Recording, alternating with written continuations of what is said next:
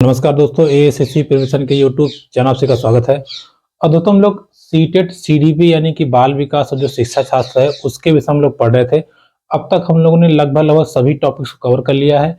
कुछ टॉपिक जो एग्जाम के दृष्टिकोण से बहुत महत्वपूर्ण है उन पे हम चर्चा करते हैं। इसके बाद हम प्रैक्टिस करना स्टार्ट करेंगे।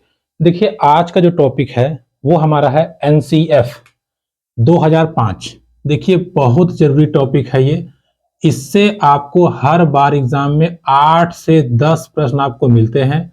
आप किसी भी साल का पेपर उठा के देख लीजिए, आपको आसानी से सब क्वेश्चन दिख जाएंगे। अब एनसीएफ 2005 क्या है इसके विषय में समझेंगे तथा इसकी पृष्ठभूमि क्या है और इसमें किन किन बिंदुओं पर चर्चा की गई है उसको हम समझेंगे। देखिए, बात करें एनसीएफ की, अगर इसका हम हिंदी नाम देखें तो है राष्ट्रीय राष्ट्रीय पाठचर्या पाठ्यचर्या राष्ट्रीय पाठचर्या की रूपरेखा। इसका हिंदी नाम है राष्ट्रीय पाठचर्या की रूपरेखा। इंग्लिश में बात करें तो national curriculum framework. National curriculum framework, ठीक है।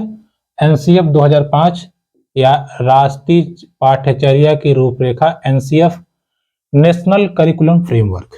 अब ये क्या है इसको हम समझते हैं तथा इससे कैसे कैसे क्वेश्चन हमें एग्जाम में देखने को मिलते हैं इसको भी हम समझेंगे। देखिए, आज की वीडियो बहुत इंपॉर्टेंट है, इसको अच्छे से देखिएगा। अब तक आपने जितना पढ़ा है, बाल विकास हो, चाहे अधिगम हो, चाहे किसी भी साइकोलॉजिस्ट का सिद्धांत हो, वो सारे के सारे सिद्धांत फेल हो जाएंगे अगर एनसीएफ या राष्ट्रीय पाठचर्या की रूपरेखा के पॉइंट्स को हम नहीं समझेंगे। क्योंकि ये भारतीय नियम है, हमारे शिक्षा प्रणाली में ये पूरी तरह समझिए रीढ़ की हड्डी है। कैसे है समझिएगा, पूरी तरह से ये पूरा का पूरा बच्चों का अधिकार है। बच्चों के जितने अधिकार हैं अगर आप सबको जोड़ देंगे या सबको सम्मिलित कर देंगे, वही हमारा एनसीएफ है। क्या है, कैसे है, हम समझते हैं। देखिए, बात करें एनसीएफ 2005 की तो ये लेटेस्ट है। इसके पहले हमारा आया था एनसीएफ 2000 और उसके पहले आया था एनसीएफ 1988 और सबसे पहले आया था एनसीएफ 1975। यानी कि अब तक के कुल 4 एनसीएफ आए हैं जिसमें सबसे लेटेस्ट 2005 का है।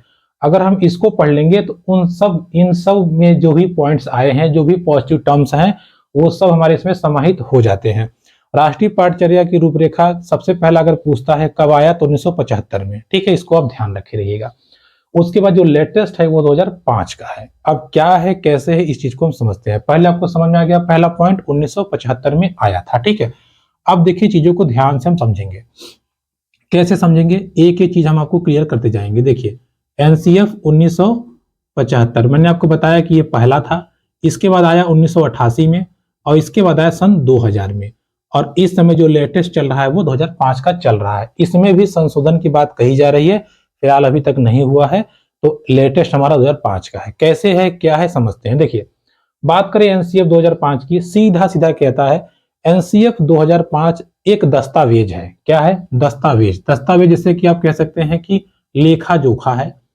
अब ये दस्तावेज क्या कहता है, ये दस्तावेज है और ये कहता है कि बच्चों को, यानी कि जो हमारे स्टूडेंट हैं, जो छोटे छोटे बच्चे हैं, इनको हम क्या प्लस कैसे, बच्चे को हम क्या और कैसे पढ़ाएं, इसी पे चर्चा इसमें की गई है। इस पूरी दस्तावेज में ये कहा गया है कि हम बच्चों को क्या पढ़ाएं और कैसे पढ़ाएं। अगर ये हम जान लें, ये हम समझ लें तो एनसीएफ को हम समझ लेंगे, ठीक है। एनसीएफ को हम समझ लेंगे। इसके विषय में कहा जाए, इसकी उत्पत्ति कैसे हुई, कहां से लोगों के अंदर ये विचार आया कि हमें एनसीएफ बनाना चाहिए या एनसीएफ के बारे में देखना चाहिए, तो इस विषय में रविंद्रनाथ टैगोर, देखिए हिस्ट्री है ये, हालांकि सीटेट के लिए इंपॉर्टेंट नहीं है बट आपके अदर एग्जाम के लिए इंपॉर्टेंट है, थोड़ा सा इसके हम विषय में आप चर्चा कर देते हैं। रविंद्रनाथ टैगोर ने एक निबंध लिखा था, सभ्यता और संस्कृति। देखिए, सभ्यता और संस्कृति, उन्होंने एक ये निबंध लिखा था, सभ्यता और संस्कृति। वहीं से इस दस्तावेज की या आप कह लीजिए एनसीएफ की शुरुआत होती है। सभ्यता और संस्कृति के लिए प्रगति भी कह सकते हैं, ठीक है।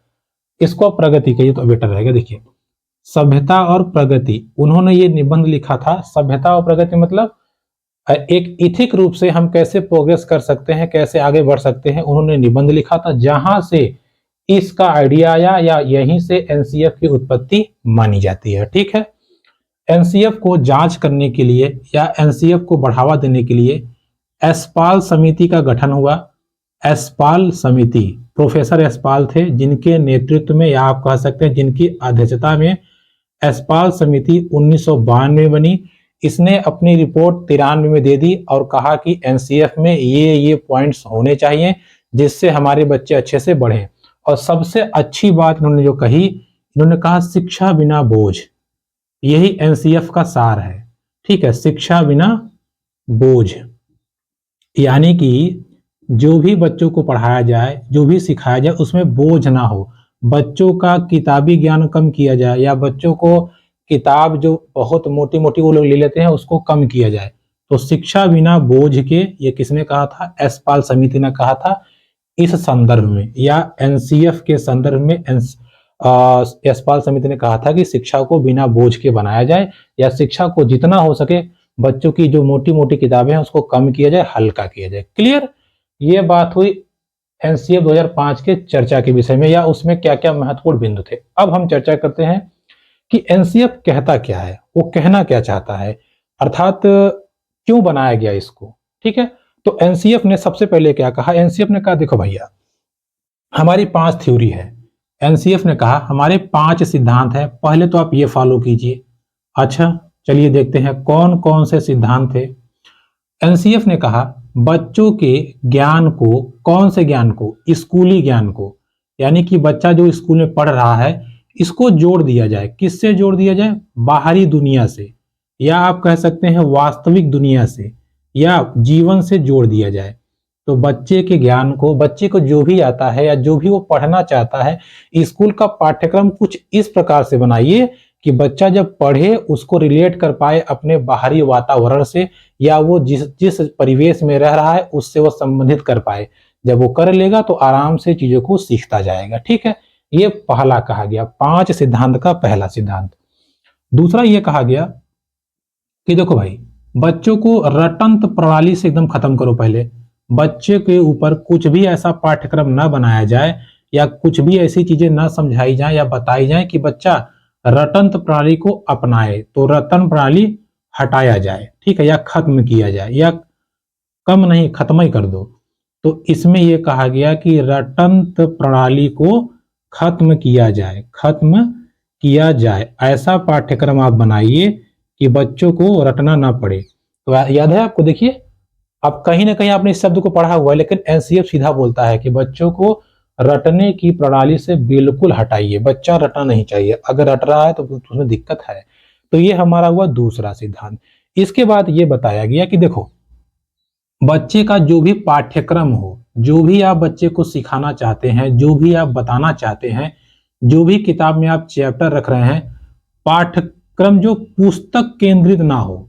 अब ये शब्द पुस्तक केंद्रित का क्या मतलब है? अगर आपको याद होगा तो मैंने जब आपको बाल शिक्षा पढ़ाई थी, बाल केंद्रित शिक्षा जब पढ़ाई थी, मैंने आपको बताया था कि बच्चे का पाठ्यक्रम होना चाहिए बाल केंद्रित। उसकी क्या आवश्यकता है, वो कैसे सीखना चाहता है, यही बात एनसीएफ बहुत पहले कह चुका था। एनसीएफ ने कहा था देखो, कोई भी पुस्तक ऐसी ना हो कि पुस्तक रह जाए। मतलब जैसे कोई टॉपिक आपने डाल दिया, बच्चे ने पढ़ लिया, उसका कोई रियल लाइफ से कोई संबंध ही नहीं है, केवल किताब में देख रहा है कि ये चीज केवल किताब में मिल रही है, हमको कहीं देखने को नहीं मिल रही है, या कहीं वो अपने जीवन से अनुभव नहीं कर पा रहा है, तो वहीं फेल हो जाएगा। इसलिए पाठ्यक्रम को ऐसा बनाइए कि बाल केंद्रित हो, बाहरी जीवन से जुड़ाव हो, उस पर रटंत प्रणाली ना हो, किताब तक ही सीमित ना हो कि किताब में है और कहीं नहीं है, ठीक है। इस चीज को आप ध्यान रखिएगा। इसके बाद सबसे इसमें एक और पॉइंट कहा गया कि जितनी भी परीक्षा हो बच्चों की, बच्चे क्योंकि परीक्षा से भागते हैं, ठीक है, परीक्षा जो हो वो लचीला हो, लचीला हो, लचीला हो, प्लस कक्षा गतिविधि से संबंधित हो, कक्षा गतिविधि से संबंधित हो। यानी कि जितनी भी परीक्षाएं कराई जाएं वो कक्षा गतिविधि से जुड़ी हुई हो। परीक्षा लचीला हो मतलब जैसे ऐसा नहीं है कि एकदम कठोर परीक्षा कि अगर तुम इतना नंबर नहीं पाए तो तुम फेल कर दिए जाओगे, ऐसा वैसा कुछ नहीं। इसीलिए आज अब के टाइम पे ग्रेडिंग सुविधा दी गई है, अब बच्चों को मार्क्स नहीं देता। तो परीक्षा जो भी हो, लचीली मतलब उनके अनुसार हो, परीक्षा में जितना वो लोग पढ़े रहे उतना ही आए, उससे एक्स्ट्रा ना आए। जरूरत पड़ने पे सिलेबस को कम ज्यादा किया जा सके, ऐसा नहीं कि बच्चा नहीं पढ़ पाया लेकिन जो हमारा सिलेबस पहले से था हम पेपर उसी से कराएंगे। इसीलिए आप देखेंगे सीबीएसई पैटर्न में लगातार कुछ ना कुछ ऊपर नीचे होता रहता है, कभी उनका 2 चैप्टर काट देंगे, कभी 3 काट देंगे। तो कहने का अर्थ ये है, परीक्षा जब भी कराई जाए तो मॉडरेट हो, अपने हिसाब से वो कम ज्यादा हो सके और बच्चों को उसका लोड ना पड़े। ठीक है, इस चीज को आप ध्यान रखिएगा। और एक लास्ट पॉइंट इसमें जोड़ा कि बच्चे देखिए बच्चे जो भी सीखें या जो भी पढ़ें वो राष्ट्र के मूल्यों को समझें, राष्ट्र के मूल्यों को अस्थाई कह दीजिए आप या आस्थावान बने। आस्थावान कहने का मतलब ये है कि बच्चे देश के प्रति जागरूक हो और देश के प्रति उनका जो प्रेम है वो बढ़े। ठीक है, या देश के प्रति वो संवेदनशील हो। ठीक है, इस चीज को ध्यान रखिएगा। ये 5 पॉइंट बताए थे किसने? एनसीएफ 2005 ने। अब आप कहेंगे कि बस इतना ही था, एनसीएफ 2005 में इतना ही था जिसके लिए आप कह रहे थे इतना इंपॉर्टेंट है? नहीं भैया, ये सिद्धांत है।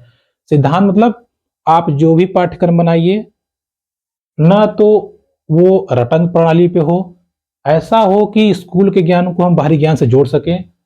पाठ्यक्रम पुस्तक केंद्रित ना हो कि जो लिखा है वही पढ़ना है, ऐसा ना हो। उसको पढ़ के तुम बाहर से कुछ जोड़ सको, बाहरी दुनिया से जोड़ सको, अपने जीवन में उसका प्रयोग कर सको, ऐसा हो। साथ ही साथ परीक्षा जो है लचीला हो और कक्षा गतिविधि पे आधारित हो, मतलब कोई अपने प्रयोग करवाया है उसी से संबंधित क्वेश्चन डाल दीजिए। और लास्ट ये है कि राष्ट्र के मूल्यों के प्रति आस्थावान बच्चे बने। ठीक है, चले भाई, ये बात तो हो गई, इसको हम थोड़ा मिटा दें।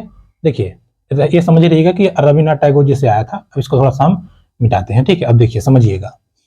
अब हम चलते हैं, अब ये एनसीएफ 2005 का सुझाव क्या था, ये देखिए इंपॉर्टेंट है, ध्यान दीजिएगा। एनसीएफ 2005 के सुझाव क्या क्या थे, क्या क्या सुझाव थे ये समझिएगा। सुझाव को हम कैसे समझते हैं या क्या क्या सुझाव थे, क्या इसने कहा था, इस चीज को हम समझते हैं। ठीक है, बहुत इंपॉर्टेंट है। देखिएगा, आपके साइकोलॉजी का पूरा निचोड़ यहां निकलेगा। कैसे? देखिए, आप कुछ मत सोचिए, आपको याद नहीं करना है, केवल आप इतना समझिए कि हम एक बच्चे हैं, हमको क्या क्या चाहिए। अब कक्षा में पढ़ाई हो रही है, आपको टीचर पूछ ही नहीं रहा है, तुम पढ़ो, चाहे खोए रहो चाहे मत पढ़ो, हमसे कोई मतलब नहीं है, तो आपका कोई इंटरेस्ट नहीं रहेगा। तो यही पॉइंट ये कहता है, बच्चे का सक्रिय भागीदारी हो। पहला, बच्चा सक्रिय रूप से भागीदार हो, सक्रिय रूप से भागीदारी हो। या पढ़ चुके हैं पहले भी, लेकिन इस एनसीएफ ने कहा था सक्रिय रूप से भागीदारी मतलब ये है वो जोड़ तोड़ कर सके। अब ये जोड़ तोड़ क्या है समझाते हैं। वो नई चीज बना सके, नया निर्माण कर सके, नया निर्माण कर सके।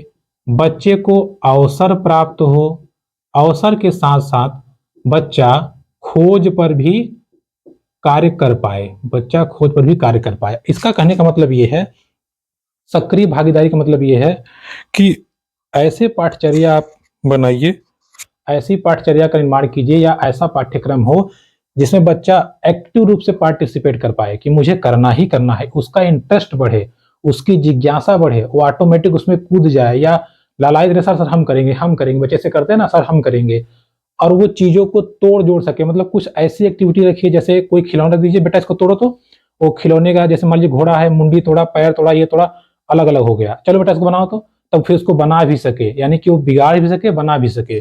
साथ ही साथ नई नई चीजों को बना सके। जैसे आपने मान लीजिए कुछ पेपर दे दिया, चलो बेटा पेपर है, पेपर से कोई डिजाइन बनाओ, तो वो पेपर से आयत बना दे, पेपर से वर्ग बना दे, पेपर से वो आपको किसी चिड़िया का ड्राइंग बना के दिखा दे कटिंग करके। तो ये सब चीजें बच्चे को आनी चाहिए, ऐसा पाठ्यक्रम होना चाहिए। उसके बाद बच्चे को पर्याप्त अवसर मिले और वो खोजबीन के कार्यों पर लगे, नई नई चीजों को बनाए। मतलब ऐसी ऐसी एक्टिविटी हो, ऐसी ऐसी उसमें चीजें रखी जाए जिससे बच्चा खोज पे डिपेंड हो या खोज करके वो नई नई चीजें बना सके। ठीक है, इसकी बात इसमें कही गई थी। इसके बाद अगर हम बात आगे करें तो देखिए, इसमें ये भी कहा गया था कि बच्चे गलतियां करें। मैंने आपको बताया था कल भी कि बच्चे गलतियां करें और गलतियों को हमें बढ़ावा देना है। मतलब ये नहीं कहना है कि और गलती करो, ऐसा नहीं है कि गलती करे तो उसको डांट मार के उसको शांत करा देना, नहीं। अगर वो गलती किया तो उसकी गलती को पॉजिटिव वे में लें और गलती को सुधारें ताकि बच्चे का ज्ञान अस्थायी हो। मैंने कल भी बताया था आपको। तो एनसीएफ ने सीधा कहा है कि बच्चे जितनी गलतियां करेंगे वो उतना ज्यादा सीखेंगे, इसलिए गलतियों को निगेटिव वे में ना लें, पॉजिटिव वे में लें और चीजों को अच्छे से समझाएं। ठीक है, ये हुआ पहला। इसके बाद बात करें तो ये कहता है कि देखो भाई, बच्चा सीख तो गया, अब ये सीखना यांत्रिक ना हो। अब देखिए ये शब्द आपके लिए नया लग रहा होगा, बट अभी देखिए आपको आसान कर देते हैं। यांत्रिक ना हो, यांत्रिक मतलब होता है यहाँ पे बार बार, बार बार। जैसे अब अपने कोई प्रैक्टिकल बच्चों को दिखा दिया टीवी में, अब वो प्रैक्टिकल देख के बच्चा क्या करने लगा, तो ऐसा ना हो कि जो प्रैक्टिकल देखा है वही बार बार करे। क्योंकि देखिए टीवी में जो दिखाया गया है वो तो रिकॉर्डेड वीडियो है, वो आप 1000 बार चलाएंगे तो वही चीज बताएगा। लेकिन बच्चा वो सीख करके बार बार वही ना करे, आप उससे थोड़ा थोड़ा अलग करवाइए, उससे थोड़ा संबंधित चीजें हों। उसे जैसे जैसे आपने वर्ग बनाना सिखाया, अब कहिए बेटा जाओ आयत बना के लाओ, तो आयत बना के लाए। ऐसा नहीं बार बार वर्ग ही बना दे, वर्ग ही बना दे। तो इसीलिए पुनरावृत्ति यानी कि बार बार चीजों को दोहराए ना, कुछ नई नई चीजें बनाए, कुछ नए नए कंस्ट्रक्शन करे, उसके अंदर सृजनात्मकता का गुण आए।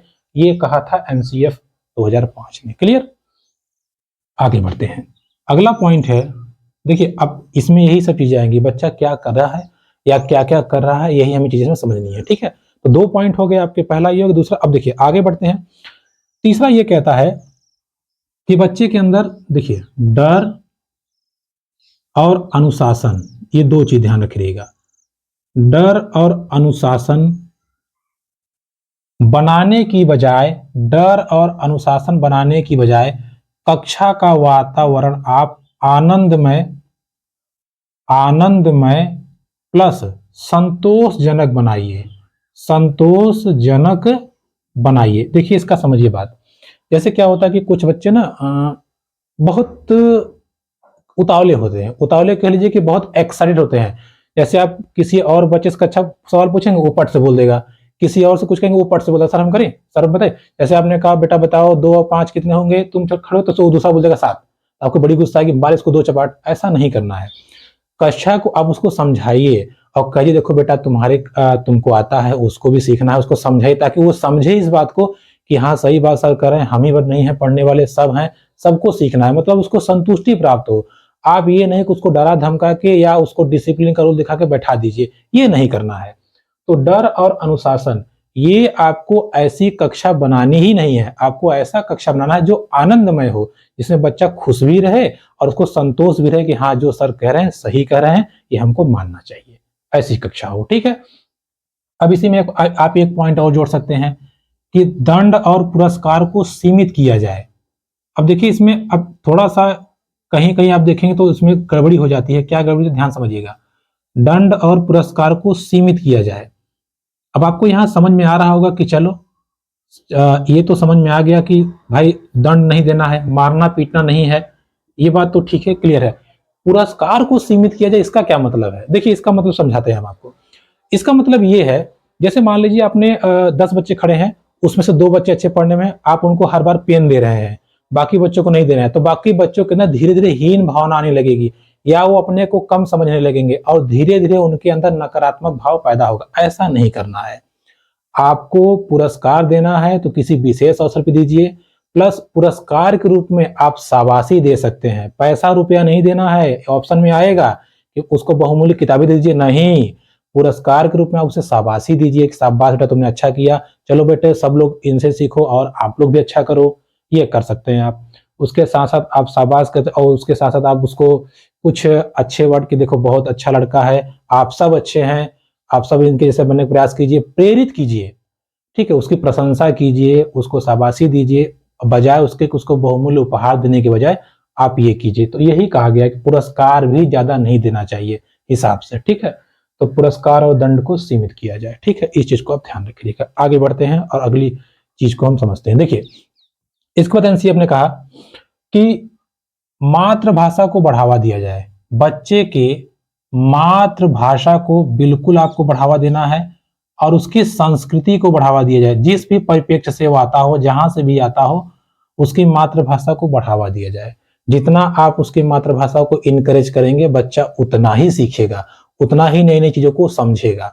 इसके साथ साथ ये भी कहा गया, मातृभाषा को बढ़ाइए प्लस बहुभाषिता को भी बढ़ाइए। अब ये बहुभाषिता क्या है, इसको जरा हम समझाते हैं आपको। देखिए, बहुभाषिता को बढ़ावा दिया जाए। अब बहुभाषिता समझिए, जैसे मान लीजिए अब एक बच्चा है, अब वो बच्चा जानता है भोजपुरी, ठीक है, और आपकी क्लास चलनी है इंग्लिश में, आपकी क्लास चलनी है इंग्लिश में, और कक्षा में हिंदी जानने वाले बच्चे भी हैं, आपको कैसे करेंगे?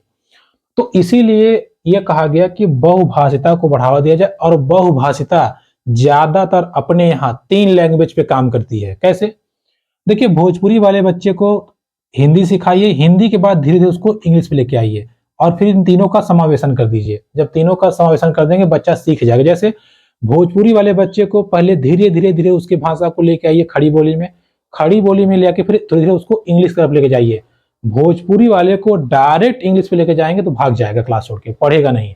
इसलिए कहा गया है कि बहुभाषिता को बढ़ावा देना। अब मैंने सिर्फ बताया भोजपुरी के लिए, भोजपुरी की जगह पे अवधी वाला हो सकता है, पंजाबी हो सकता है, गुजराती हो सकता है, कोई असम का हो सकता है, कोई तमिलनाडु का हो सकता है। तो उसकी भाषा को रिलेट करके हिंदी भी ले जाना है, फिर इंग्लिश भी लेके जाना है। आप डायरेक्ट नहीं ले जा सकते। क्यों? क्योंकि इंग्लिश हमारे यहाँ की भाषा नहीं है, इंग्लिश है मॉडर्न भाषा। तो कोई भी मॉडर्न भाषा सिखाना होगा, उसके लिए एक मध्यम वर्ग की भाषा का इस्तेमाल करना पड़ेगा। इसीलिए बहुभाषिता को बढ़ावा देना जरूरी है, और बहुभाषिता के लिए त्रिस्तरीय रूल लगता है, या त्रिस्तरीय रूल अच्छे से आप अप्लाई कर सकते हैं। इस चीज को आप ध्यान रखिएगा, ठीक है। आगे बढ़े तो इसमें बताया गया है कि भाषा का जो क्रम है आप अच्छे से जानते हैं। भाषा सीखने का जो क्रम है सुबोपली, सुबोपली मतलब सुनना, बोलना, पढ़ना, लिखना, सुनना, बोलना, पढ़ना, लिखना। इसको एनसीएफ ने भी माना है कि बच्चे सबसे पहले सुनते हैं। जैसे जब छोटा रहेगा, मम्मी की आवाज सुनेगा, जान जाएगा मम्मी आ गई, हाँ हाँ चिल्लाने लगेगा, ठीक है। या जब वो बोलना शुरू करता है तो ज्यादातर बच्चे सबसे पहले माँ ही बोलते हैं या मम्मी बोलते हैं। तो सुनने के बाद वो बोलता है, बोलने के बाद वो फिर पढ़ता है, पढ़ने के बाद तब वो लिखता है, और यही क्रम सिखाने का सर्वोत्तम क्रम है। तो भाषा सिखाने का सबसे बढ़िया क्रम कौन सा है? सुबोपली। ये भी आप ध्यान रखिएगा, ठीक है। ये एनसीएफ के पॉइंट्स हैं। अब आगे बढ़ते हैं। इसके बाद इसमें कहा गया, देखिए सभी पॉइंट्स को आप ध्यान देते जाइएगा, बस आपको याद नहीं करना, बस समझना है। किसी भी सूचना को ज्ञान नहीं मानना है, किसी भी सूचना को ज्ञान नहीं मानना है। जैसे बहुत फेक न्यूज चलती है, जैसे व्हाट्सएप पे न्यूज आता है ना, बड़े समझा रहे हैं, छोटे बच्चों के साथ भी यही है। जैसे व्हाट्सएप न्यूज चलता है कि इस ऐप को इंस्टॉल करें और देखें फ्री वीडियो, इस ऐप को इंस्टॉल करें पाएं 10 लाख, आपने ऐप इंस्टॉल किया, बैंक अकाउंट खाली। तो किसी भी सूचना को ज्ञान तब तक मत मानिए जब तक उसकी पुष्टि ना हो। कोई भी न्यूज वायरल करने से पहले आप ये जान ले, समझ ले, परख ले कि ये सच है कि नहीं है। सेम बच्चों पे अप्लाई होता है कि पहले आप किसी चीज को समझाने से पहले उसको परख लें, या बच्चे को ऐसा ज्ञान मत दें जो केवल और केवल सूचना हो, जो उसके किसी काम का ना हो। तो उसको ऐसी चीजें पढ़ाई जाए, ऐसा चीज बताई जाए जो उसके ज्ञान भंडार में वृद्धि करे, ना कि रटंत पढ़ाई को बढ़ाए, ठीक है। इस चीज को आप ध्यान रखिएगा। आगे बढ़ते हैं। देखिए, इसको अगर हम बात करें, इसके हम लोग बहुत बार चर्चा कर लिया है। क्या चर्चा कर लिया? देखिए, जैसे हमने देखा है कि बच्चे को अधिगम या बच्चे को शिक्षण कैसे कराया जाए, तो मैंने आपको बताया था, कल की क्लास में बताया था, आज हम इसको बताते, इसको लिखेंगे नहीं, बस थोड़ा समझा देते हैं। देखिए, बच्चे का शिक्षण जब भी कराया जाए, 7 पॉइंट तक हुआ था ना, 8वां पॉइंट। देखिए, बच्चे को जब भी चीजें बताई जाए, हमेशा ज्ञात से अज्ञात की ओर, बच्चे को जो दिखता हो, जो पता हो, ज्ञात मतलब होता है मूर्त, जो दिखता हो, और सरल जो उसके सामने हो।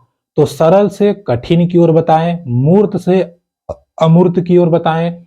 और उसके बाद में अगर हम बात करें, ये सरल से कठिन की ओर, मूर्त से अमूर्त की ओर, और ज्ञात से अज्ञात की ओर, ज्ञान से अज्ञान की ओर। जो वो जानता है, जो देख पा रहा है, उसको बता करके तब कल्पनात्मक चीजों पे लेके जाइए, या तर्कात्मक चीजों पे लेके जाइए, तो बच्चा बेहतर तरीके से सीखता है, ठीक है।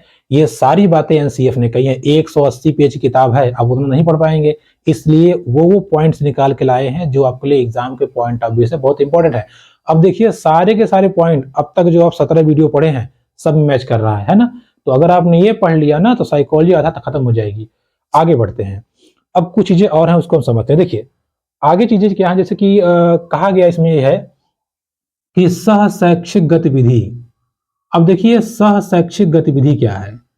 सह शैक्षिक गतिविधि मतलब जिसमें ऐसी एक्टिविटी कराई जाए जो ज्ञान से जुड़ी हो और साथ साथ होती हो। इसमें अभिभावकों को भी बुलाया जाए। जैसे मान लीजिए अगर आप कोई सांस्कृतिक कार्यक्रम कराते हैं तो अभिभावकों को बुलाएंगे तो भाग देखेंगे तो अपने बच्चे के प्रति वो उत्साहित होंगे और स्कूल के प्रति उनका लगाव बढ़ेगा। तो जिससे क्या होगा, बच्चे के भविष्य पे या बच्चे का एक पॉजिटिव इमेज बनेगा और आपकी स्कूल की भी पॉजिटिव इमेज बनेगी और बच्चे अच्छे से चीजों को समझेंगे, सीखेंगे। ठीक है, तो सह शैक्षिक गतिविधि में अभिभावकों को बुलाया जाए या बढ़ावा जाए। अगली बात यह है मूल्यों को। अब ये मूल्य क्या है? मूल्य मतलब यही, मूल्यों को उपदेश ना देकर, उपदेश से नहीं बल्कि वातावरण देकर सिखाया जाए। अब समझाते हैं इसका मतलब। देखिए जैसे आपने कहा कि देखो बेटा, खैनी खाना गलत है, तंबाकू खाना गलत है, गुटखा खाना गलत है, सिगरेट पीना गलत है। आपने सिखा दिया, अब लेक्चर दे के चले गए और आधे घंटे बाद सड़क को देख रहा है कि आप ही सिगरेट पी रहे हैं, तो कहेगा अपने पी रहे हैं तो हम वो पियेंगे। ये नहीं करना है। बच्चे को वैसा माहौल दीजिए, उसके सामने आप वैसे रहिए जैसा आप उसको ज्ञान दे रहे हैं। तो बच्चे क्योंकि समझते नहीं है, वो देखते हैं तब सीखते हैं और करते हैं तो और सीख जाते हैं। तो अगर आप ही ऐसा कर रहे हैं, आपका अनुकरण करके वो भी सीखेगा, उसको भी लगेगा सर कक्षा में ज्ञान देते हैं, ज्ञान देने दो, हम भी कक्षा में चुप रहेंगे, बाहर सिगरेट पियेंगे, सर पीते हैं हम भी पियेंगे।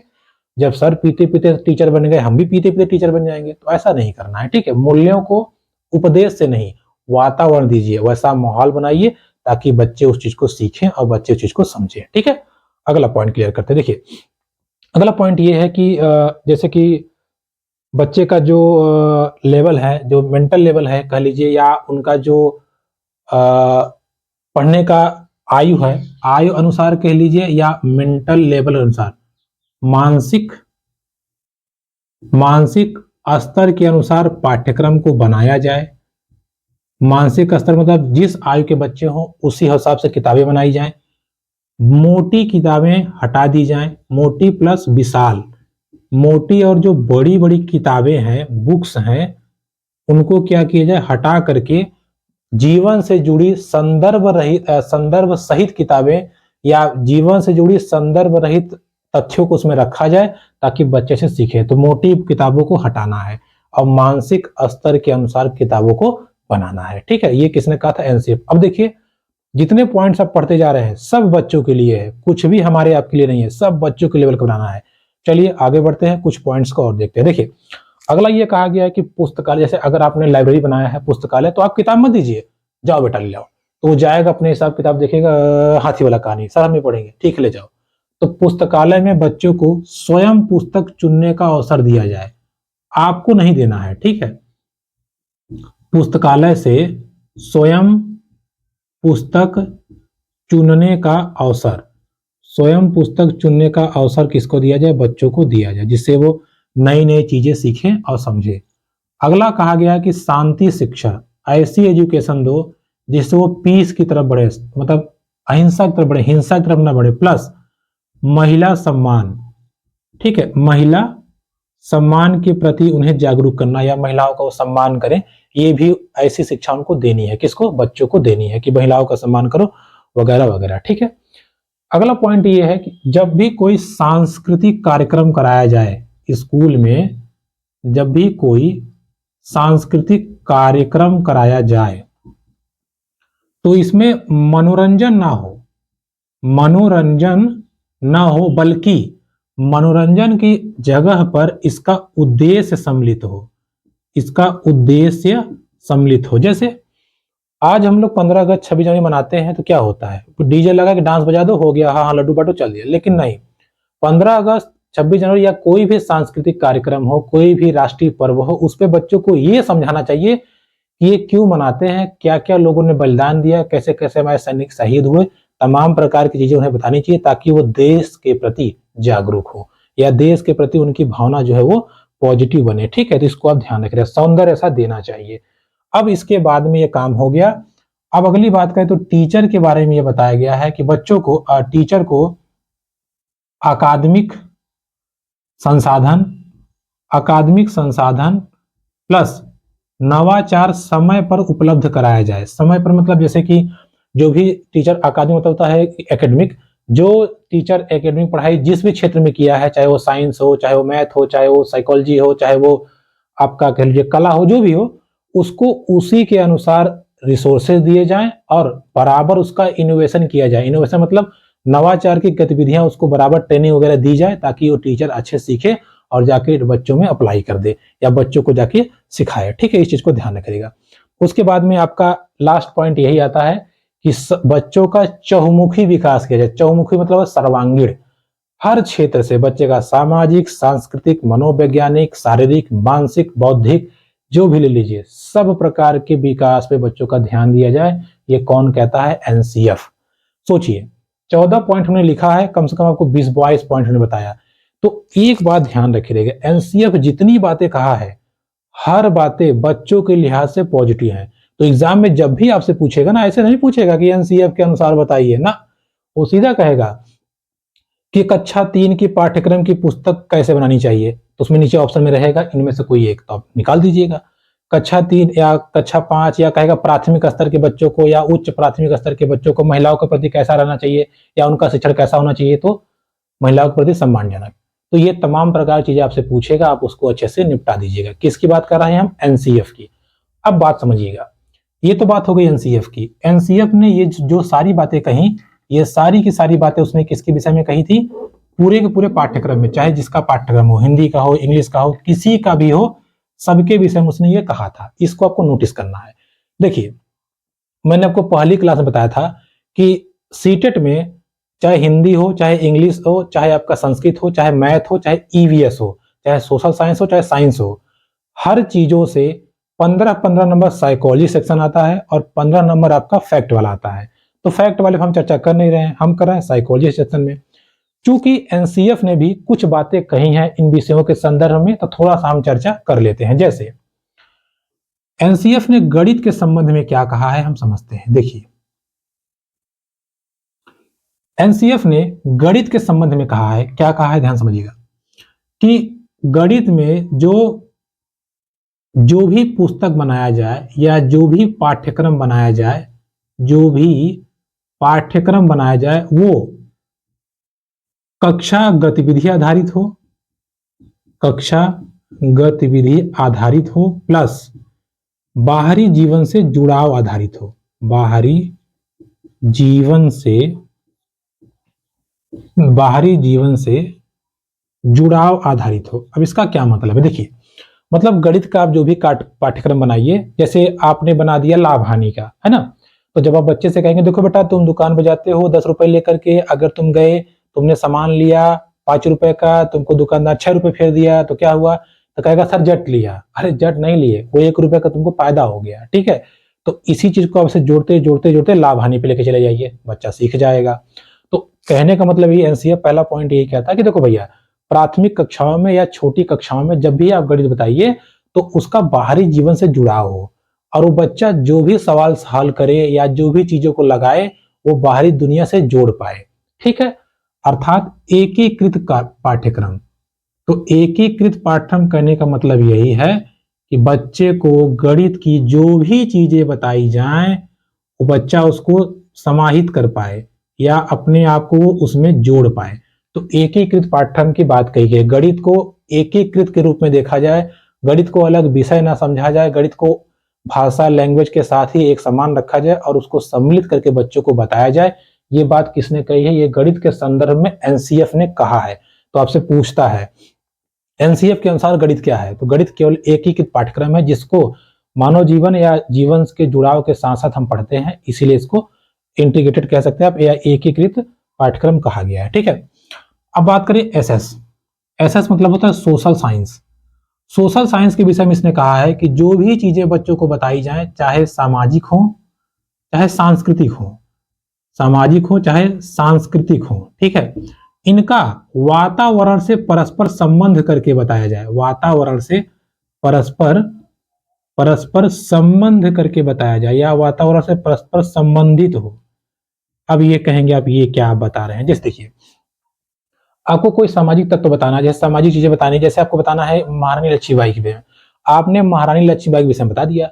तो आप ये करिए कि कोई उनको वीडियो दिखा दीजिए, या अगर पॉसिबल हो, संभव हो, तो महारानी लक्ष्मीबाई की कोई फोटो दिखा दीजिए, या उनका जो झांसी है अगर आप वहां बच्चों को ले जा सकते हैं वहां जाके घुमा दीजिए। तो इससे बच्चे क्या करेंगे, वातावरण मतलब कैसा माहौल था, कैसी कंडीशन थी, उसको वो देख के सीख जाएंगे। वैसा नाटक करवा दीजिए, वैसा आप क्या कहते हैं उसको, नाटक के साथ साथ सांस्कृतिक कार्यक्रम करवा दीजिए, बच्चा सीख जाएगा, अच्छा ऐसा ऐसा हुआ था। तो अगर आप वातावरण से परस्पर संबंधित कर देंगे ना, तो एसएस को भी बच्चा अच्छे से सीख जाएगा, क्योंकि जितनी घटनाएं घटित है कभी ना कोई घटित तो हुई थी, तो उसको आप जोड़ दीजिए, इस बच्चा सीख जाएगा। ये एनसीएफ ने कहा था। साइंस के विषय में एनसीएफ ने कहा है, देखिए सब विषय में उसने थोड़ा थोड़ा कहा है, जिसका जिसका जिक्र है हम आपको बता देते हैं। भाषा के विषय मैंने आपको पहले बताया था, याद है?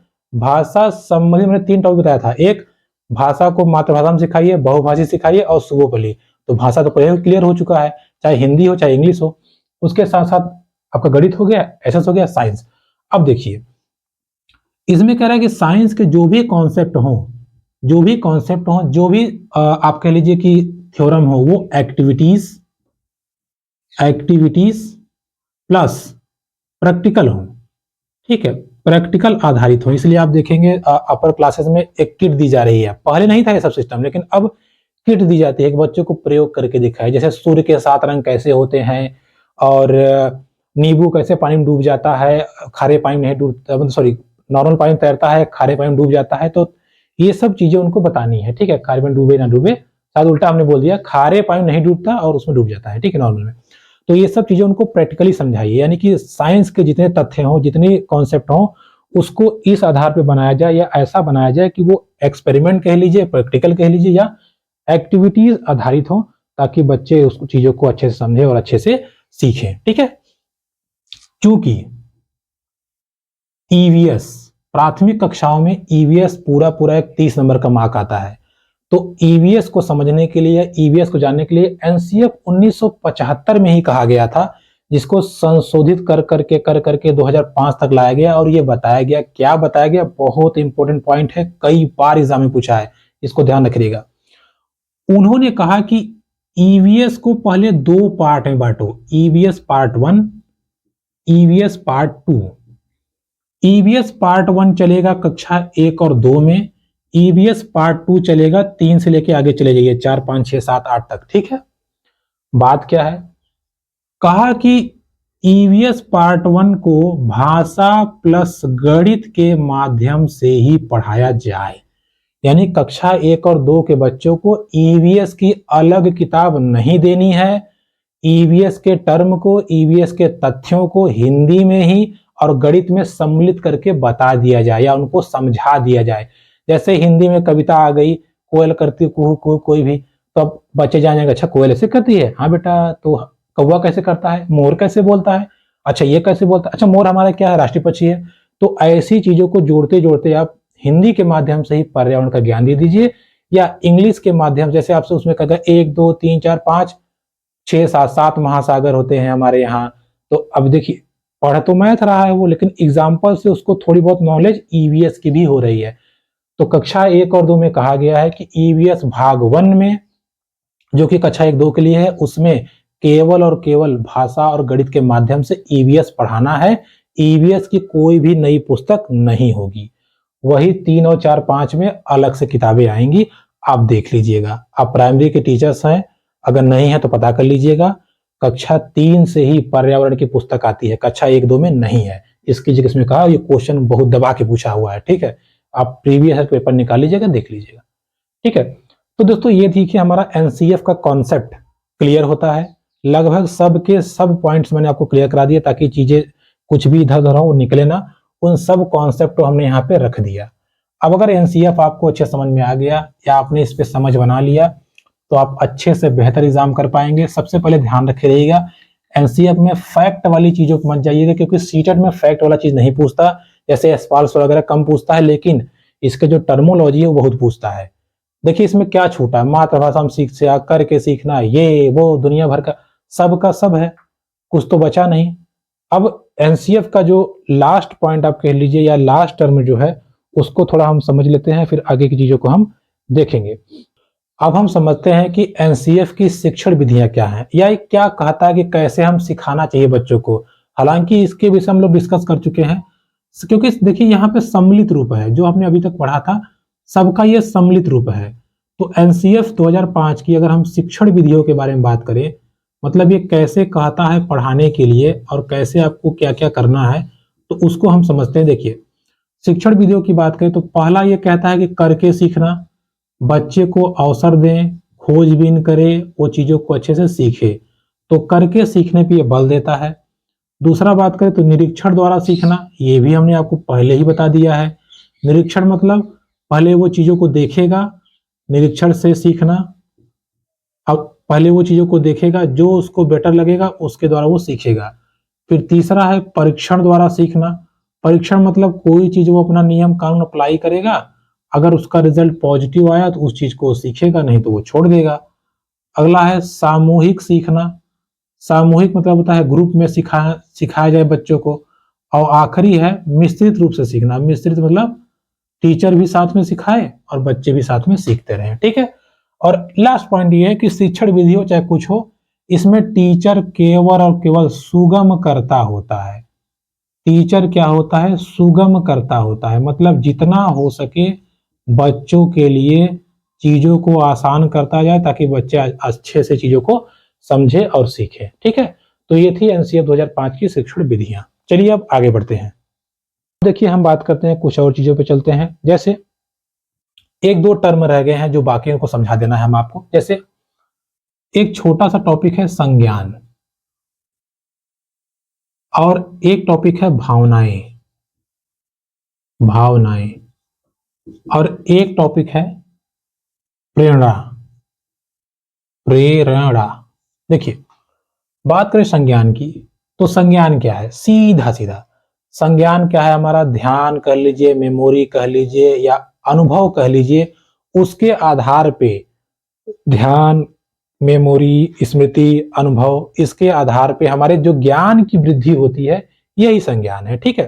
तो हमारे अनुभव ज्ञान कह लीजिए, हमारा अनुभव जो है वो जब वृद्धि होता है या ध्यान से या तर्क से कह लीजिए, जब हम चीजों को सीखते हैं समझते हैं, तो वही हमारा क्या है, संज्ञान है।